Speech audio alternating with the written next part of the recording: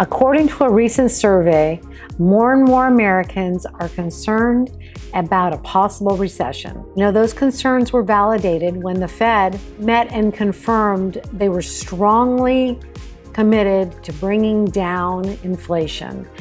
And in order to do so, they'd use their tools that they have and influence to slow down the economy.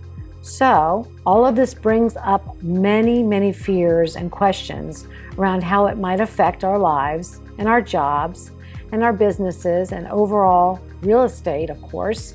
And one concern many Americans have is how it will affect the housing market. We know how economic slowdowns have impacted home prices in the past, but how could the next slowdown affect the real estate market?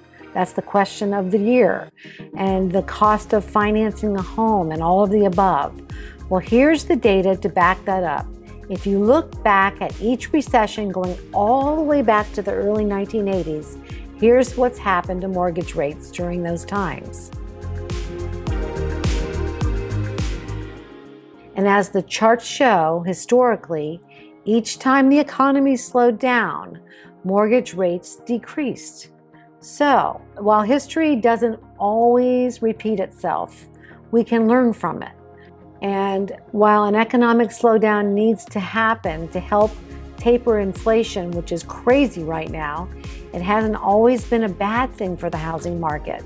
Typically, it has meant that most of the cost of financing a home has gone down, and that's a good thing, guys. There's always light at the end of the tunnel. So the bottom line is concerns of a recession are rising. As the economy slows down, history tells us this would likely mean lower mortgage rates for those looking to refinance or to buy a new home. And while no one really knows exactly what the future holds, you can make the right decision for you by working with someone who understands the market and what's going on and gives you the expert advice on what's happening and what's probably going to happen that's going to affect your homeownership goals. So give me a buzz. Let's talk about your future as a homeowner.